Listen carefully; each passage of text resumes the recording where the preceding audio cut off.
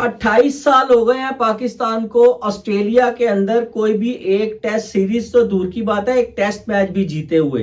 1995 में वसीम अकरम की क़यादत में जो है ना वो आखिरी टेस्ट मैच 1995 में जो है ना ऑस्ट्रेलिया को हराया था। उसके बाद आप ये देख लें कि ये तकरीबन 28 साल बनते हैं और आई थिंक 18 या पता नहीं खैर कितनी हर 3 या 4 साल के बाद एक सीरीज होती है जिसमें के 3-0, 2-0, 3-0 इस तरह करके जो है मैच एक भी नहीं जीत पाए हैं। ये एजेंडा बेस्ड लोग हैं, ये गलत लोग हैं, ये बाबर आजम के पीछे पड़ गए।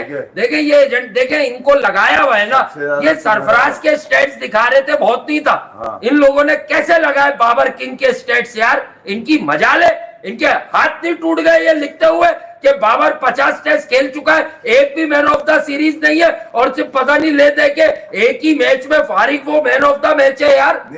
हम कैसे, हम तो बाबर पे, मैं तो बाबर मतलब बच्चे कह रहे मेलबर्न में बाबर डबल सेंचुरी करेगा, पाकिस्तान बाउंस बैक करेगा, या मतलब किस तरह करेंगे हम बाउंस बैक? ये बाबर को डीमोरलाइज करने की साजिश है, क्योंकि देखे नहीं जब बात बाबर की आती है ना भाई, तो लोग जो है ना बायस हो जाते हैं। आप कहते हो ना कि यार विराट कोहली गए, रोहित शर्मा गए, जसप्रीत बुमराह, मोहम्मद शमी, सिराज, भाई उन सबको भी अगर हटा दो उसके बाद भी टीम डिफरेंट है।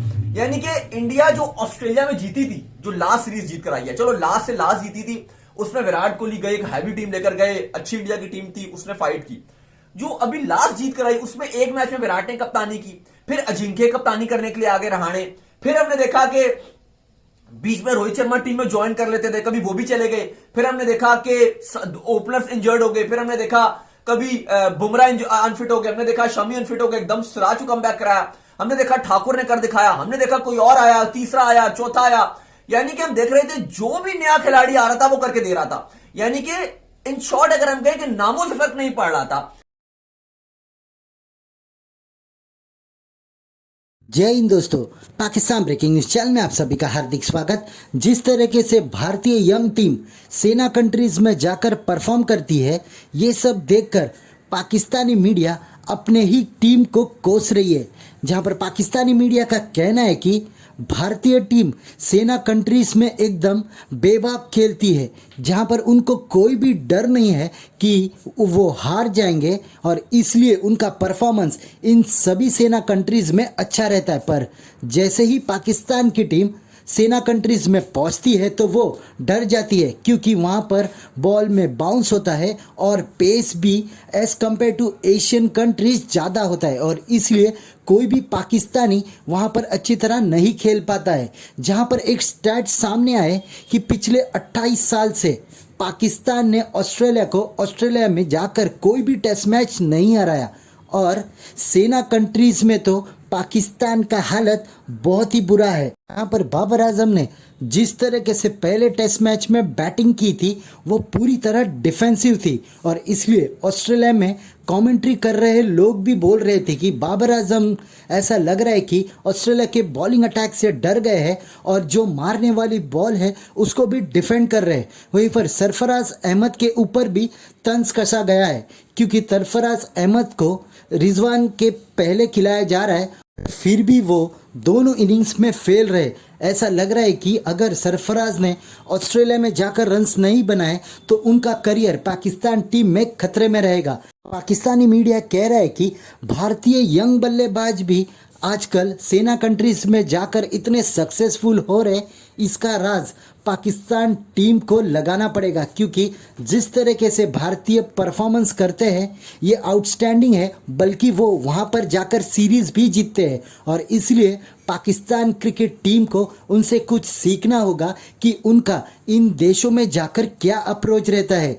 ऐसे ही वीडियो को अंतिम तक देखते रहिए, लाइक कीजिए, शेयर कीजिए और सब्सक्राइब कीजिए हमारे चैनल को और बेल आइकन दबाना बिल्कुल भी ना भूले और आपकी जो भी राय हो उसे कमेंट बॉक्स में जरूर दे।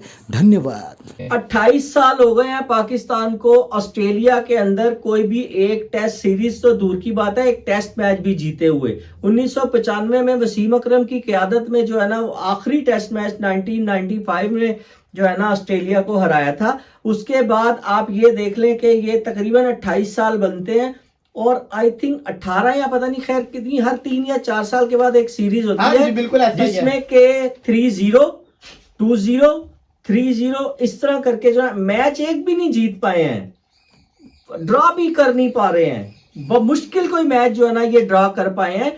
तो ये जो अभी वाली जो टीम अगर आप मुझसे पूछ रहे हैं, तो अगर मैं ये समझता हूं कि अगर इस टीम को खिलाया जाए जो कि हम इनको अपनी तरफ से, तो शायद कुछ ना कुछ अच्छा रिजल्ट, लेकिन टीम कोई भी खेल ले थोड़ा बहुत अटैकिंग माइंड से जरूर खेलना पड़ेगा।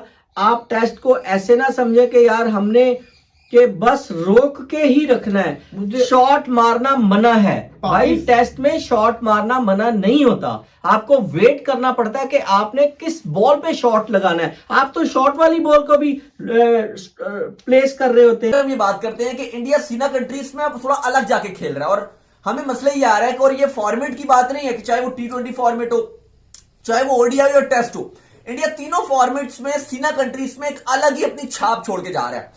और सबसे हैरानकुन बात जो है, जो थोड़ा सा यहां पर भी बहुत ज्यादा पाकिस्तान में बहुत ज्यादा बात होती है इंडियन क्रिकेट को लेकर, कि नामों से फर्क नहीं पड़ रहा। आप कहते हो ना कि यार विराट कोहली गए, रोहित शर्मा गए, जसप्रीत बुमराह, मोहम्मद शमी, सिराज, भाई उन सबको भी अगर हटा दो उसके बाद भी टीम डिफरेंट है। यानी कि इंडिया जो ऑस्ट्रेलिया में जीती थी, जो लास्ट सीरीज जीत कर आई है, चलो लास्ट से लास्ट जीती थी, उसमें विराट कोहली गए, एक हैवी टीम लेकर गए, अच्छी इंडिया की टीम थी, उसने फाइट की।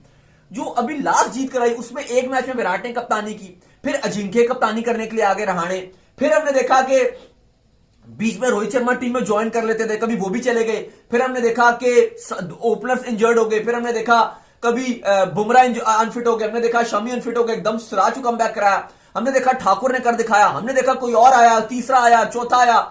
यानी कि हम देख रहे थे जो भी नया खिलाड़ी आ रहा था वो करके दे रहा था। यानी कि इन शॉर्ट अगर हम कहें कि नामों से फर्क नहीं पड़ रहा था, एक कल्चर उन्होंने बना दिया कि यार डरना नहीं है, हम सीना कंट्रीज में इनके घरों में घुसकर हम तोड़ेंगे इनको, चढ़ के खेलेंगे। और उसके बाद से हमने देखा कि भारतीय टीम ने पीछे मुड़ के नहीं देखा, ऑस्ट्रेलिया को ऑस्ट्रेलिया में हरा के गावा में तारीख खत्म कर दी। हमने देखा जीत ही नहीं पाता। हमने देखा कि इंडिया इंग्लैंड में गया और ऑलमोस्ट सीरीज जीत गया था, लेकिन वहां पे फिर सीरीज बराबर हो गई। फिर हमने देखा कि जिस तरीके से इंडिया की डोमिनेशन, साउथ अफ्रीका को कल इन्होंने, यंग इंडिया ने 5 साल के बाद तारीखी और हिस्टोरिक सीरीज जो है वो इंडिया ने अपने नाम की। ये एजेंडा बेस्ड लोग हैं, ये गलत लोग हैं, ये बाबर आजम के पीछे पड़ गए। देखें ये एजेंट, देखें इनको लगाया हुआ है ना, ये सरफराज के स्टेट्स दिखा रहे थे, बहुत नहीं था। इन लोगों ने कैसे लगाए बाबर किंग के स्टेट्स यार, इनकी मजाल है, इनके हाथ नहीं टूट गए ये लिखते हुए कि बाबर 50 टेस्ट खेल चुका है, एक भी मैन ऑफ द सीरीज नहीं है, और सिर्फ पता नहीं लेते कि एक ही मैच में फारिग वो मैन ऑफ द मैच है यार। हम कैसे, हम तो बाबर पे, मैं तो बाबर, मतलब बच्चे कह रहे मेलबर्न में बाबर डबल सेंचुरी करेगा, पाकिस्तान बाउंस बैक करेगा, या मतलब किस तरह करेंगे हम बाउंस बैक? ये बाबर को डिमोरलाइज करने की साजिश है, क्योंकि देखे नहीं जब बात बाबर की आती है ना भाई, तो लोग जो है ना बायस हो जाते हैं। बात बाबर की आती है, अभी आप देखें कितनी नेक बातें इस पे आपको सुनने को मिलेंगी, कल तक का आप इंतजार करें। कल लोग कहेंगे आप बाबर को गिरा रहे हैं, लोग डिमोरलाइज कर रहे हैं, ये स्टेट्स दिखा रहे हैं। सरफराज के दिखाए ना, आप उसको गिराएं आप, क्योंकि उसका ताल्लुक जिस सूबे से, उसकी बजा दो, उसको बर्बाद कर दो, उसको बल्ला नहीं पकड़ने दो, बल्ला छीन लो उससे भी। सबसे बड़ा मसला ये है कि एक तो हम तो वहां जाके तो हारते हैं, अपने घर में भी हार रहे हैं। यही तो सबसे बड़ा दुख है कि अपने घर में लोग जीतते होते हैं। बांग्लादेश को देख लो, अपने घर में हारता नहीं है, सामने वाले को रोल के रख देता है। इंडिया अपने घर में हारता नहीं है। हम अपने घर में इंग्लैंड से 3-0 से टेस्ट सीरीज हार गए, ऑस्ट्रेलिया से 1-0 से हार गए, कि वो आपने उनके लिए स्पिन विकेट ही नहीं बनाई, क्योंकि आपके खुद के पास स्पिनर नहीं थे। अगर आपके पास 6 स्पिनर होते तो जैसे इंडिया करता होता है, उनको जल्दी से आउट करके 3 दिन में टेस्ट मैच खत्म कर देता होता है। आपकी बात बिल्कुल सही है। ये इतने बड़े बड़े थिंक टैंक साथ भी गए हैं और पीछे मशवरे भी देते रहते हैं। आपको नहीं पता कि उन्होंने ट्रैक कैसा बनाया और आपने कैसे लड़के खिलाने हैं। बिल्कुल। तो सबसे बड़ी गलती तो यही है कि आप उस वक्त जो टीम सिलेक्शन है वही आपकी गलत है। कि आपको पता है कि 5वें दिन जो पिच क्या परफॉर्म करती है, तो आपके पास स्पिनर होना तो लाजमी है। आपके पास स्पिनर ही कोई नहीं था। बिल्कुल। तो ये तो आपका माइंड है, ये आपका ब्रेन है को आपने सिलेक्ट क्या किया टीम। तो फिर जिस तरह की टीम सिलेक्ट करेंगे, फैसले भी आपके सामने उस तरह के होंगे।